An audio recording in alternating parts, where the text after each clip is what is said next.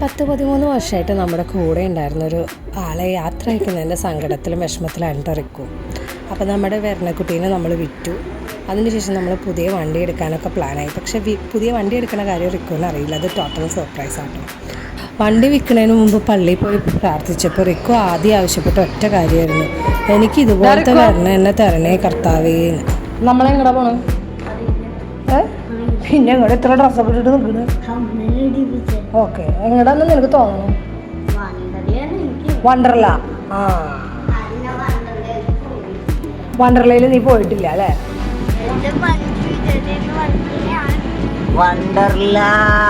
വണ്ടർലേക്ക് എന്തിനാണ് ഇത്രയും ചന്തമുള്ള ഡ്രസ്സ്?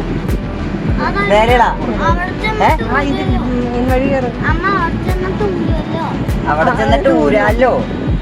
അപ്പൊ നമ്മൾ അവിടെ പുതിയ ഡ്രസ്സ് മേടിക്കോ? മതി കൊടുക്കാം.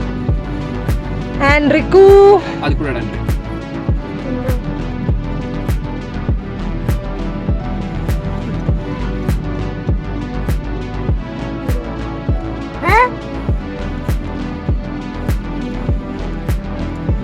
എന്താ റിക്കുക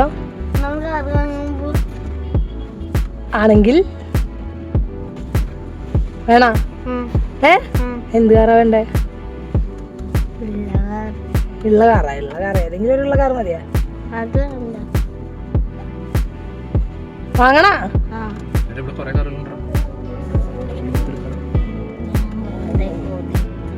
നീ എന്താന്ന് വിചാരിച്ചേ?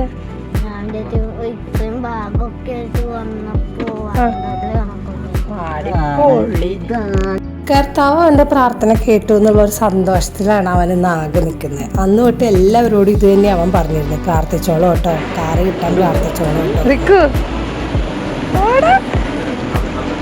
അവിടെയല്ല, വെയിറ്റ്, ആ ഗ്രീൻ കളറിലൊരു സാധനം മൂടി കിടക്കണണ്ട. നമ്മള് ചൂസ് ചെയ്യാൻ വന്നതല്ല, നമ്മളിന്ന് വാങ്ങാൻ വന്നതാ. ആ, വാങ്ങോ? Which one do you want? Green. അത് കവറല്ലേ? എന്ത് കാറാ നീ പറഞ്ഞ കാർ? ഏതാ നമ്മുടെ സ്വന്തം? വൈറ്റ് കളർ വരണ.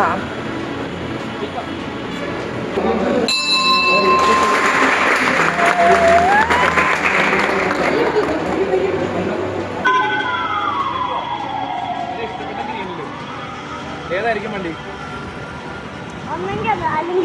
ഏത് വണ്ടിയായിരിക്കും വേണ്ടേ?